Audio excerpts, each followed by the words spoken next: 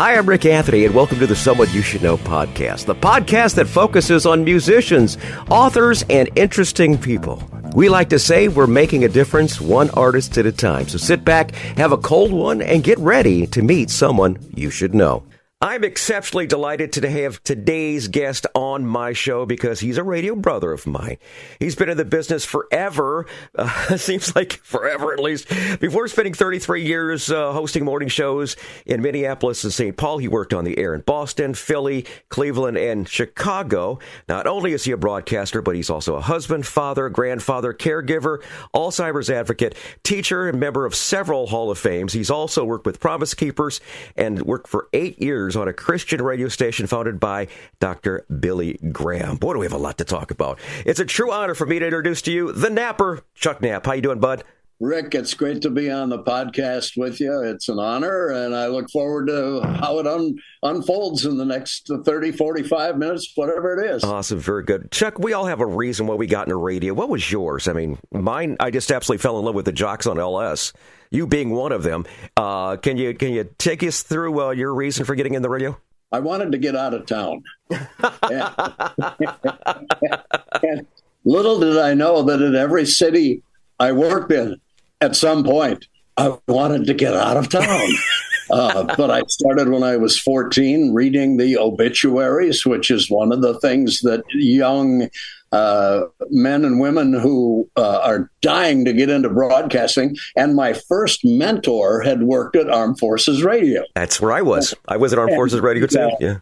Had graduated or had attended Luther College in Decorah and then went on into radio from there.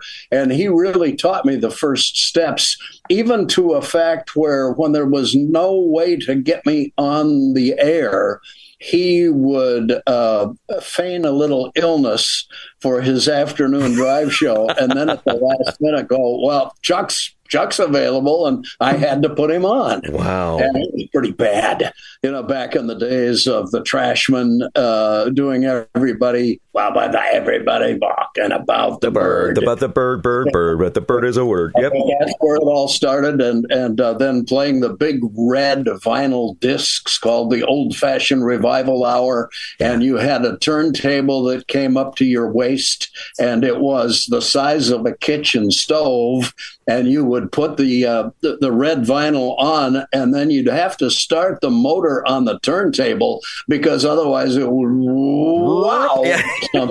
And so that's why we call it slip cueing. Slip cueing, absolutely. Motor, you would hold your finger on the red vinyl disc, and then as you breathed your last or said your last, you released it. Then it was on the air. Absolutely. Boy, the kids today have no idea what slip cueing is all about. You back it up a third, and yep, the whole. I can sympathize with you, but because I remember those days too. Because I absolutely some of the fondest memories I had was doing all the editing. That you had the reel-to-reel tape, and then you had your splicing block, and you had your grease pencil and your little tape and everything. Yeah, those were the good old days. The good old days when you actually had to work when you were on the air. I was born with a razor blade in my mouth because I sat by the hour and did splicing and taping, and easier than putting the razor blade down. And it was a one-sided blade, but I would hold it in my mouth. So that I knew where it was at all times. and one of the most coveted things I remember in the production studio was finding a grease pencil. That was the other thing, Yeah. And then you needed the razor blade to help you pull down the next piece of the grease pencil, In 1960, when I was a sophomore in high school, I was listening to WLS in my basement. And they had just gone rock and roll. 1960, yeah. And then shortly thereafter, within a year, Dick Biondi came. How much fun there was in radio. As a high schooler, I did sports and I ran a lot of dances. Oh, really? I was the MC at a lot of dances because I worked for a fraternal organization that always held dances, or sock ops, as we sometimes called them, after the football games or the basketball games, and the whole high school would show up and dance. Mm-hmm. And so that's where I got the start. I really, after I went through high school, thought I might take up a career in architecture. And so I studied some of the masters, but I had an opportunity to go full time in radio. And so I took that. And all those years later, I looked back and realized I had also become an architect, because I was given an opportunity by Hubbard Broadcasting in Minneapolis. Know that well. I work for Hubbard. Take an FM station off of automation and build it live and local 24/7, 365. And so in a way, with all of the music and all of the promos and all of the on-air people and everything that I was responsible for, starting as morning drive, also then adding and program director right out of the box, and then becoming station manager in addition to all of that, and then adding executive producer of the 88 station Minnesota Vikings Radio Football Network to it, and then adding consultant to it for other Hubbard stations, in particular KOB FM in Albuquerque. I was wearing 5 hats, and I realized I really had kind of become an architect. It just wasn't an architect of buildings. It was an architect of radio sound. Yeah, very good. So this day, I thank my ears for that. Very good. Now, before you came back home to the Twin Cities, you had gigs at WRKO in Boston, WFIL in Philly, WIXY in Cleveland, and where I got to know you, the Big 89, WLS in Chicago in the early 70s. Can you take us down that little radio yellow brick road, kind of some of your fondest memories of working at those stations? It just never occurred to me when I left Fungus Falls, Minnesota. Fungus Falls. It never occurred to me that I would land in Boston. Yeah. So by way of Daytona Beach and then Fargo, I wound up starting a radio station from scratch in Boston. That was WRKO in March of 1967. And it just took over Boston Rock and Roll Radio. There were already 2 stations on the air there that were very, very good, but there was something about being the new kid on the block. And so I did that and had wonderful memories. I used to go down to the studios were right across the street from Fenway Park. Oh, you're kidding me. 1967. I got off the air at 9:00 at night. The Red Sox were still playing. There were no ticket takers at the gate. I could go in and go down and sit in any seat that was empty and never be bothered and watch the Red Sox run to the World Series, where, of course, ultimately they lost to the Cards in 1967, Bob Gibson and the St. Louis Cardinals. But I'll tell you, it was a heck of a run. And one of those things, our sports director was a guy by the name of Kurt Gowdy. And I was driving in Wyoming about 2 weeks ago, and I came into the town and I saw his sign on a big board that said Kurt Gowdy Nature Preserve. And I realized that I had worked with him. He was our first sports director in Boston. And one night when we were down on the field at Fenway, we were doing a fundraiser for the United Way. He said to me, "Chuck, come here. I got to introduce you to somebody I want you to meet." And I turned around and he said, "Say hello to Ted Williams." Oh, my Lord. I thought I'd gone to Cooperstown. It was the best of the 400 hitters. Yeah. He was amazing. So these are the kinds of stories that develop. And then going on to Cleveland and doing rock and roll in Cleveland, but winding up on the Black Economic Union basketball team, where I was the token white honky, and everybody, and this was Jim Brown's team. So I was playing with the Jim Brown from NFL football. Wow. He was the head of our team, and we played many, many games at the old Cleveland Arena right across the street from Wixie 1260. Then we'd go out to high schools and we would play against high school coaches, and the money would all go to the athletic fund of the high school. And we would have people like John Denver come and play with us. That's and wonderful. I had a marvelous game with John Denver one night, and he was always trying to egg me on. He had a Porsche and I had a Jag, and he was always going to whoop my butt.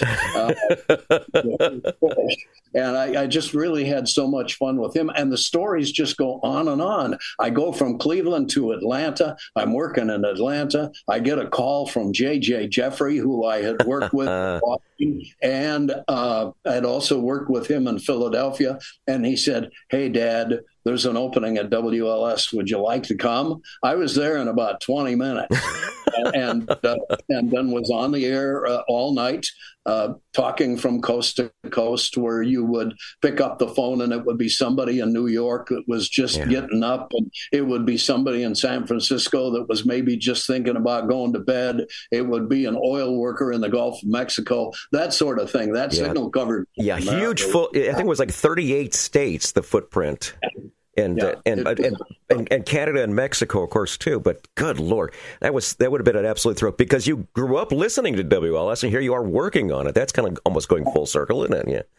It really. Recently, I found a book from a Gavin convention. Gavin was out of San Francisco and did a lot. He was the big promoter at the Fillmore in San Francisco.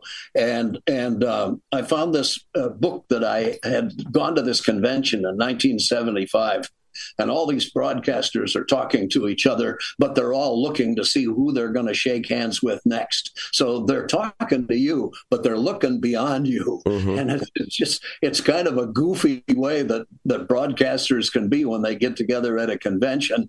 And I look down the hall and I hear something at the far end of the room, and there's a guy down there that is there's like 5-6 people sitting around. There's nobody paying any attention to him. I walk down there and start listening to him, and it's Waylon Jennings. Oh, my goodness. He is just singing up a storm, but all these broadcasters in the other end of the ballroom could care less. They're just looking for the next hand to shake while they're talking to you. It's all about networking in this business, that's for damn sure.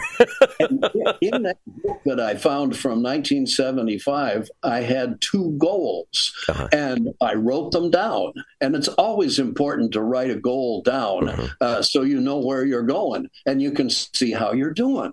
And the first goal was to work at WLS. Well, 7 years into radio, I got to reach that dream of the Rock of Chicago. And then the other dream was to work in New York City. And ultimately, I turned that down. I had a family, and we had just moved my mother-in-law from Los Angeles to Minneapolis, and I didn't want to uproot her again and drag her to New York City, and we didn't want to leave her. We just got her comfortably settled in St. Paul, and it just wasn't in the cards. And so that's the 33 years that I just stayed home in Minneapolis and did morning radio. Absolutely. And those were on KS95 and KTIS. It had to be good to be a Minnesotan coming home, though, as far as that goes, because there's something about the home area that makes you feel like you're at home. I mean, they say, who says you can't go home? Well, you can go home, but it might have changed a little bit along the way. What was the best thing you remember most about coming back home, other than being close to family? Even now, I'm coming back home. Last Sunday, we went to a church in Mankato, Minnesota.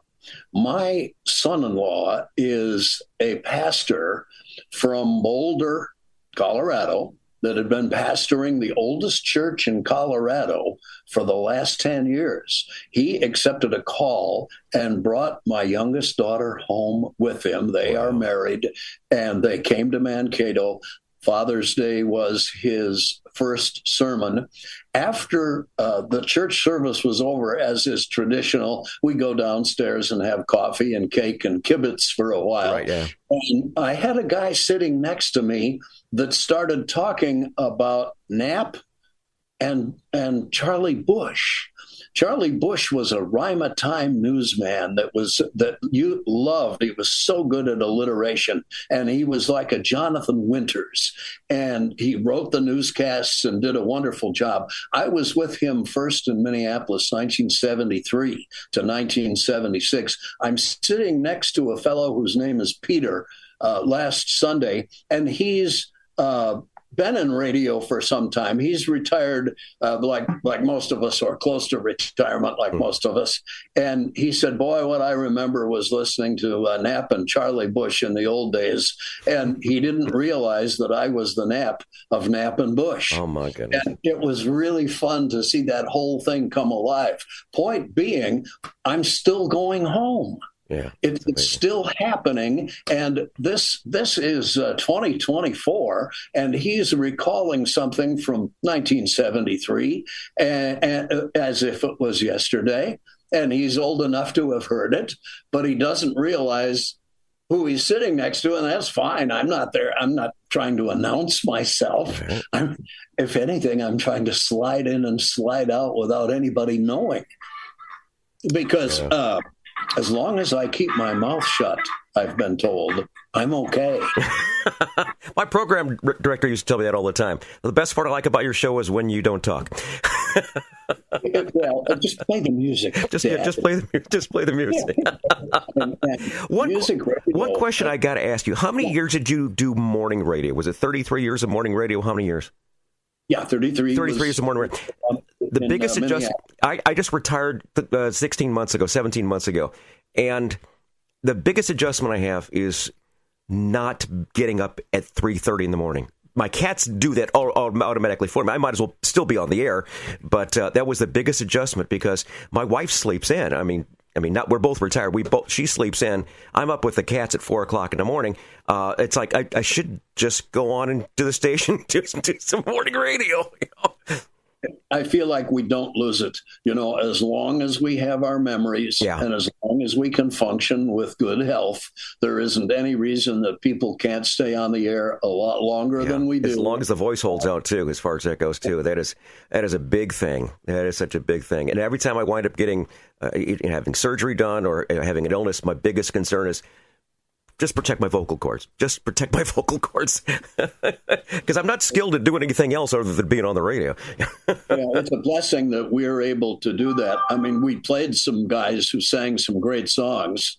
Barry Manilow is one. Yeah. And he doesn't have his voice any longer. Yeah. And there are others as well. Oh, yeah. That pretty far down the road. I think when you sing, you really belt it out. You and I were able to use the convenience of a microphone and do a little equalization of the mic.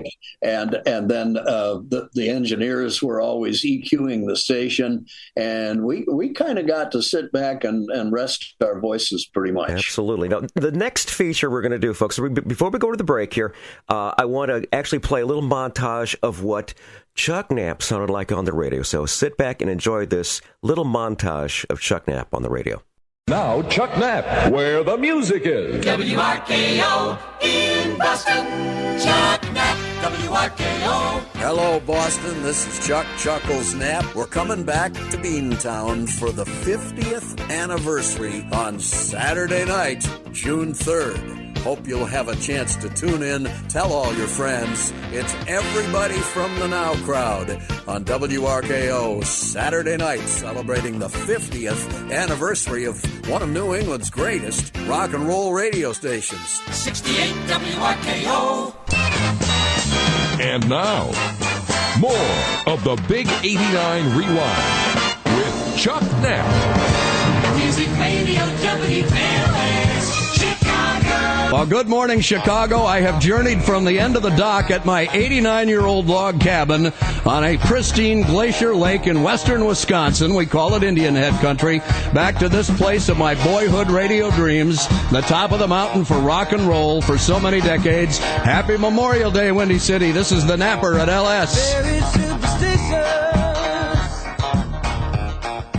I want to play a song from sometime out of that era for you. One of the great Rolling Stones songs, Jack from Indiana. Happy Memorial Day. Thank you for calling. Any of the rest of you that would like to call and say hello, area 312-591-8900. That is the number. This is the Rock of Chicago. It's the Rewind weekend on the Monday Memorial Day with about 55 degrees at the lakefront and 67 at O'Hare, 68 on the south side at Midway. This is the Napper on WLS. Let's go get some brown sugar. Hi, KS95. I'm gonna die. Who is this? Believe this! I'm Jay Field. You and 3 other people, along with some of us from the station, are on our way to the Super Bowl. Oh, I can't handle it.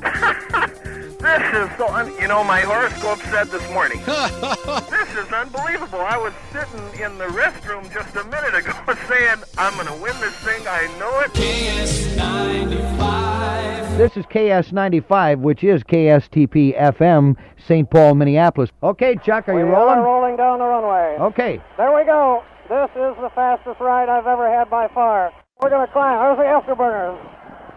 There go the afterburners. We're going up. We're going up to 5,000. We're going up on a very fast climb to 5,000 feet, Michael J. And here we are. We're at 6,000 feet and climbing. We have not yet started to level off, but we have a beautiful morning in Minnesota. Does that mean I won the $10,000? That definitely means you won the $10,000. You're kidding. No. Oh my God! I did it!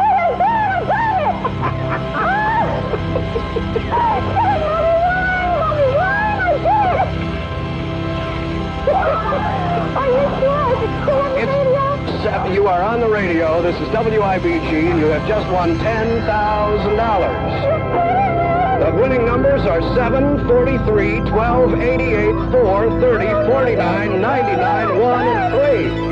In the correct order. Oh my God! I don't believe it. Mrs. Carol Golding has just scored for her husband, herself, and their 4 kids $10,000. I just won $10,000! Congratulations. 98.5 KTIS. Mornings with Chuck and John. She was born in the land of the Spuds. She was a Spud. I was going to say. And Spuds are synonymous with I think there are Ireland. several reasons to believe that you have an Irish background. There's a tiny bit on my mom's there side. There it is. That's my all it takes. There's a little bit of Irish. That's all it takes. To be, okay. There was a little bit of idiot in my family. That's all it takes. Weekday mornings from 5 to 9. Chuck and John every morning. 98.5 KTIS. A little brief montage looking into the career of Chuck Knapp, his journey all over the place. And we'll be back with Chuck in just a couple of minutes. But first, I'd like to say thanks so much for tuning in to the Someone You Should Know podcast. We're on the web at someoneyoushouldknowpodcast.com. If you visit our website, we've got an archive of more than 200 episodes and a whole lot more. We've got recent news, and we invite you to go ahead and leave us a little note. Let us know how we're doing. All right. Now, according to Buzzsprout, the service that shares us to all the streaming platforms, we're so incredibly blessed. Thank you so very much. 2,300 cities in over 93 countries around the world. We want to salute someone that's actually in Chuck's neighborhood. Minnetonka, Bloomington, Eagan, Brooklyn Park, Rogers, Coon Rapids, Eden Prairie, Osceola, Minneapolis, and St. Paul.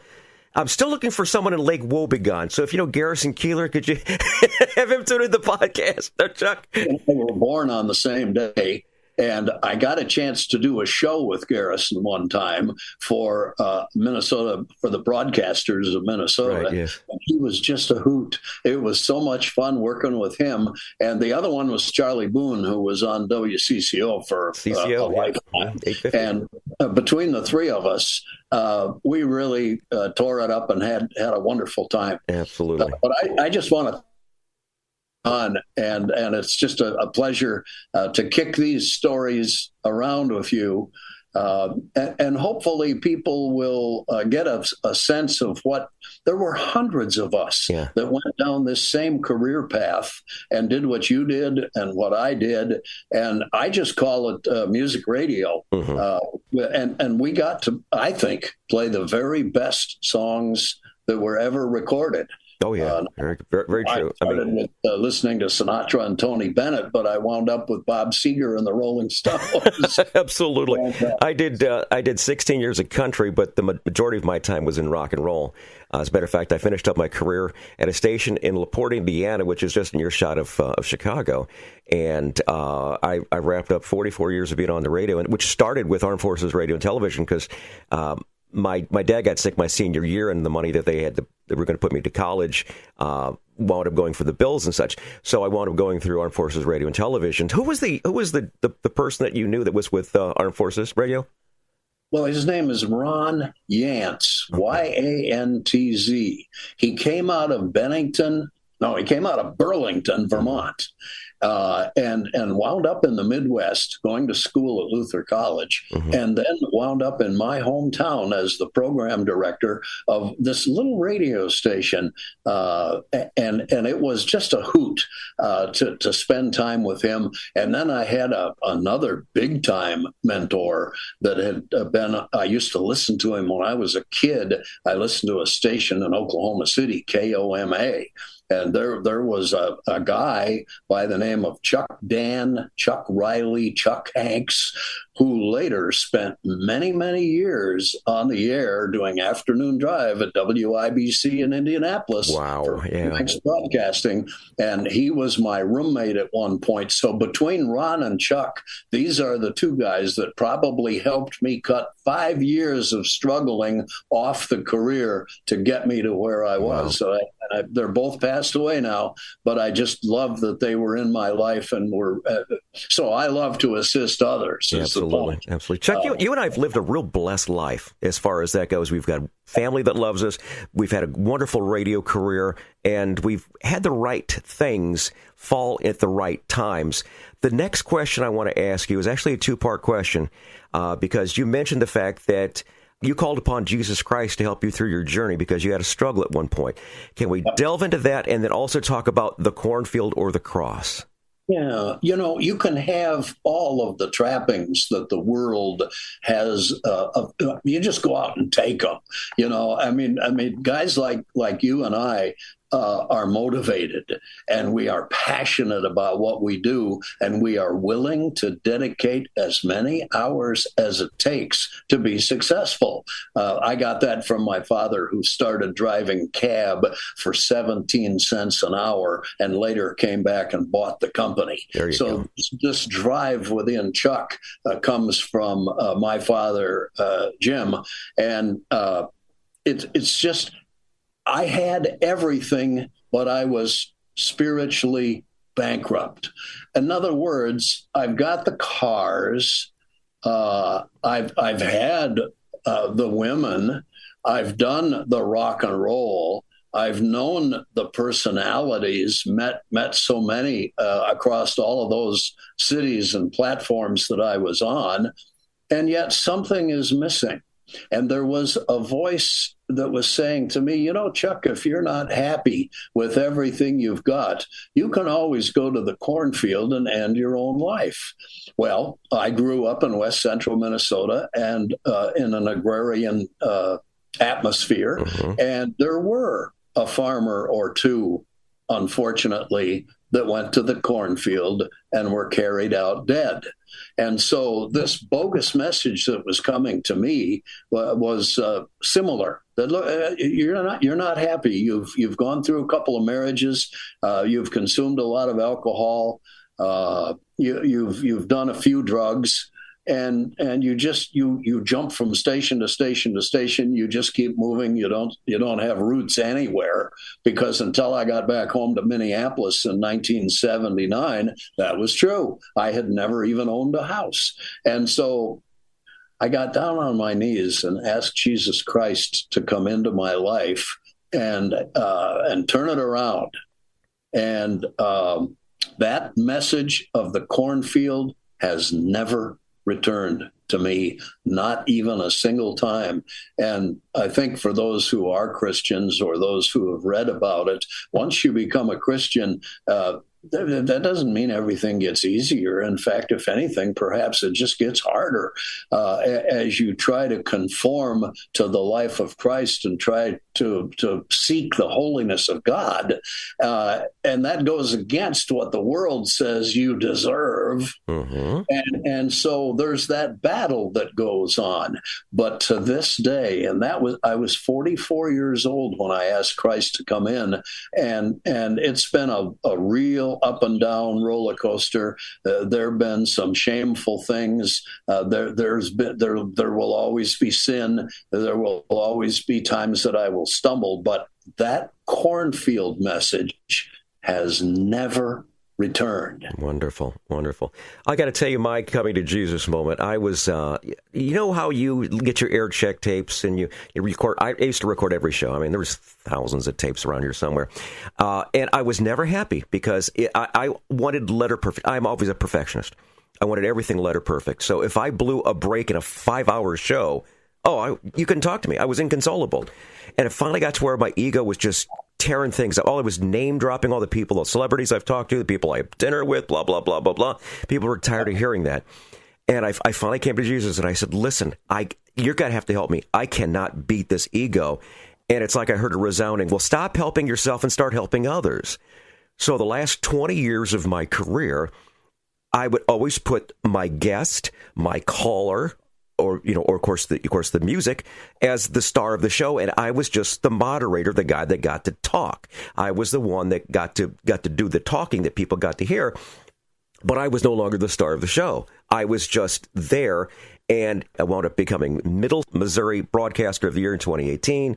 Accolades from here and there and everywhere, and I really and truly think it was because I did not put myself first. I wanted putting everybody else first. And that's what this show is all about, too, this podcast. I don't make $1 from this podcast. I do it purely out of love of helping others. If you could do this on the radio, and let's see, fortunately, after I left Hubbard, after all those years of success, and then finally coming to Christ and coming to the end of myself and leaving KSTP, KS95 after 15 years, my income went to zero, but I was starting to mix with a group of men that would later become known as Promise Keepers. And there was a coach in Colorado that had helped the Buffaloes win the national championship. And Coach Bill McCartney formed a group called Promise Keepers in 1993 in Boulder. And I was there in 1994. And then I went on staff with Promise Keepers and just went all around about a 6-state area, just meeting with churches and pastors and men and doing everything I could do to point people to Christ. And in doing so, they had these large gatherings of men, sometimes as many as 60,000. We did the Metrodome several years in a row. We also did the Hoosier Dome. I remember being in Indianapolis at least a couple of times, and including when my credit card got swiped. Oh, geez. When I was staying at a hotel on Meridian, and we just did I did about 18 of these big men's conferences. And then after Promise Keepers closed, Wayne Peterson came to me from KTIS in Minneapolis. And that was a station founded when Billy Graham was the second president of Northwestern College. And that radio station went on the air in the middle of the FM dial. Imagine a non-commercial Christian station in the middle of the FM dial at 98.5 with 100,000 watts, the most you could get of power. And I got an offer to go and be there. And so one of I think the most significant air work for me, I was on with my partner, Pastor John Engen, on 9/11. And we were on live, and we were cooking along, doing a regular morning show, playing the music of Michael W. Smith and Rebecca St. James and David Crowder and so many others. And all of a sudden, as we watch the monitors, something is different. Mm-hmm. And I'm thinking, it's a student pilot. Oh, my Lord, it's a student pilot That's what I thought also, too. Somehow or other lost his way. Maybe he had a heart attack while flying. I don't know, but he went right into the side of one of the World Trade Center buildings. And so we're praying about that on the air. And that short period of time goes by, and here is another plane flying into the other tower. And I looked at Pastor John and I said, John, this is terrorism. America is under attack. And then to see the whole thing unfold and be a part of that, as we watch what happened in Pennsylvania, what happened at the Pentagon, every plane in the United States being pulled down out of the air to ground stop. And then we got a hold of Pastor John Piper, who is really a tremendous pastor in Minneapolis. He's a theologian, and he came in the next morning and tried to help us. Let's go before God and see help us understand what's just happening to America. And that was one of the most touching and memorable. I don't know that I could top that. It's much bigger than playing rock and roll on WLS. I know that's just it. It all depends on the moment. I was doing interviews that day, and we of course canceled all the interviews because we were all glued to the monitors. Even our guests were saying, "I can't do this today." And I said, "Totally get it. We'll reschedule. It's no problem at all. No problem at all." But yeah, we were glued to our monitors at the radio network. I was at the All-Star Radio Network, and that's what we did for that particular day. And it'll always, where were you exactly when the first plane hit? I was crossing the bridge in St. Louis, going to the All-Star Radio Network, and so I know exactly where I was. And thank you for doing the job on KTIS. Christian radio is really and truly evolving. It's not the hymns that you used to hear 50, 60 years ago. It's all done contemporary Christian. The message is there. The music is fabulous. And it's just a wonderful way to share your faith. I got to ask you, as far as you have been involved with several Hall of Fames, some great stories. Can you share one of those moments? Well, it's always a thrill to be my next door neighbor here in Wisconsin said to me, "Congratulations on being indicted." I said, "No, it's inducted, Sheila. I wasn't indicted. I probably should have been, but I wasn't indicted." And so that was the Minnesota Broadcasters Hall of Fame. And there's maybe 125, maybe closer to 150 that have been indicted over the years. Of Cedric Adams and some of the very early greats on WCCO, which was the dominant station in Minnesota for over 50 years. Well, then I got indicted into my high school Hall of Fame. And I thought, how can this be? They've made some kind of a mistake. At best, I was maybe an average student, and I like to have a little bit too much fun. And in those days when you had a little bit too much fun, and it wasn't any kind of harmful fun. It was certainly mischievous, but they would assign you detention. And I wound up with so much detention that they told me I wasn't going to graduate. And so, I'm a good candidate for radio, right? Yeah. So I get all this detention. And then the third area that's really fun is the Rock and Roll Hall of Fame in Cleveland, where they have a section for DJs.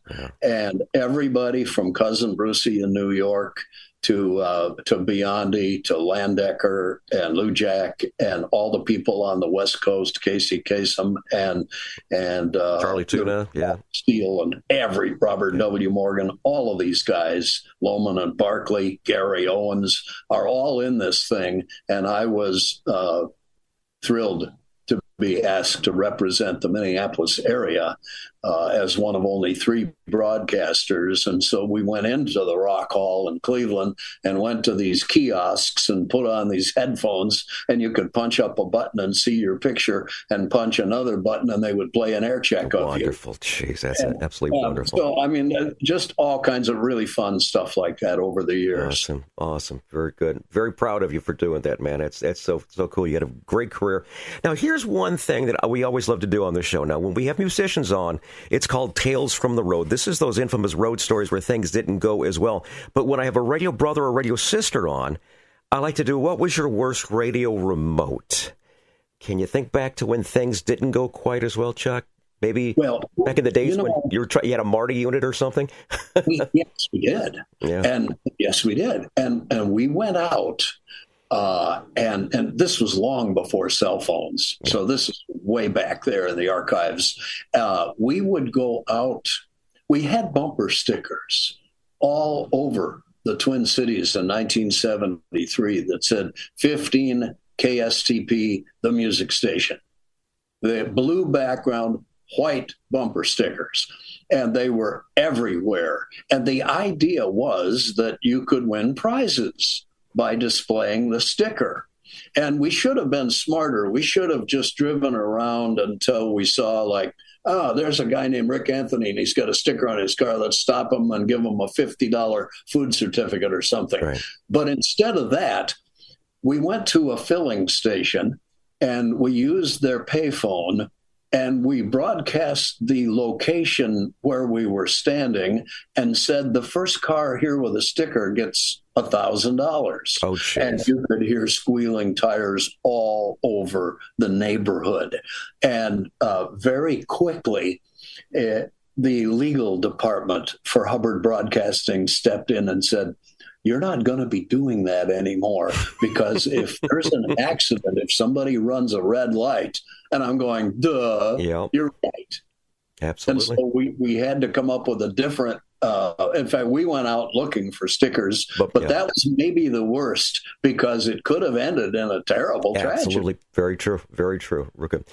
Chuck, before we go, let's take a look at your social media. What's the best way for people to reach out to you, and especially people in the Chicago area or Boston or Philly or Cleveland who's listening in right now that really and truly remembered you on the air, or, of course, Minneapolis and St. Paul area, too. What's the best way to reach out to you? Well, I have no hesitation about giving out an email, but I would say don't reach out to me if I still owe you money. Yeah, there you go. Absolutely, yeah. but if they, and I'm on Facebook as Chuck Knapp, and in some social media like Instagram, I'm on as Chuck the Napper radio guy. But if there were folks that wanted to email me, napper@chuckknapp.com, I would get that. Okay. I've got several emails, but that's one that they could certainly use. And just share a story. There are still people like Peter this last Sunday after church that are bringing up things that happened in 1973. That's the kind of impact radio listeners, the way they connect with radio broadcasting, they feel like we're family. All right. And we get to feel like their family. That's one thing I really loved, Chuck. For the longest time, I think it was 15 straight years in St. Louis, I was the guy that was playing Dick Clark. I was bringing in New Year's on all the different stations that I'd worked at, and that way I felt like I was a part of everyone's party. I enjoyed being in the studio. The phones were nuts that night, and it was always a lot of fun. So being a part of their lives, they're being a part of our lives, it's always great. The most unusual thing, though, Chuck, is, meeting some of your listeners and such. I'll never forget the lady saying, "You sound taller." I always wanted to keep radio faces off of television, off of billboards. I didn't mind a caricature, but I didn't want to put my face out there anywhere because it kind of ruins it for a lot of people. Yeah, exactly. And it's not the idea that I have a face for radio, which I've been told I do. But Me too. But it's just the idea that when they don't know, you're not interfering with any of their magic. The stuff that's going on between listeners' ears and the way they build up Rick Anthony to the 6'6" big biceps and everything, and NBA punk. Well, it's amazing. Yeah. That's one of the fun things about radio. And the other thing I'd like to double back for half a second about that Billy Graham station in Minneapolis, KTIS FM. They are now rated in the Arbitron ratings, or if they don't call them Arbitron anymore, any of the overnights that they do and so forth. They're the #1 station. Wow, that's incredible. That's absolutely fabulous. And people are wondering. There are columnists, newspaper columnists that work for secular enterprises there, who are wondering, how could this be? Well, people are looking for hope. Yeah, exactly. Nowadays, we are looking for hope and encouragement. I found mine in turning my life over to Christ in 1988. And none of it's been easy. Mm-hmm. It won't ever be perfect. But the scripture promises that once we get there, it will be perfect. And that's the hope that I have for all of the podcast listeners you have around the world, that they would turn to Christ and seek his comfort. Amen. I agree with you there. We've been speaking with the Napper, Chuck Knapp, here today, and it's been an absolute treat. I love talking with my radio brothers because, we could sit down over a beverage and talk for another hour about radio and all the things that we've done. But we're kind of limited on time here. So, Chuck, I want to say thank you so very much for taking time out of your busy schedule to be on the show here and just talk about radio and talk about your career. And I know a lot of people listening probably have heard you on one of those stations. So God bless you, man. Thank you so very much for everything you do. Thank you, Rick, and God bless you. Hi, this is Rick Anthony, thanking you again for listening to this episode of Someone You Should Know. Now, if you're an aspiring musician or an established musician that's looking for a little exposure, I invite you to drop us a line at someoneyoushouldknowpodcast@gmail.com. That's someoneyoushouldknowpodcast@gmail.com. Also, I invite you to tell a friend about the Someone You Should Know podcast. I thank you for tuning in this time, and I invite you to check us out next time on the Someone You Should Know podcast, because you never know who's going to show up. Until next time, remember, God loves you, and so do I.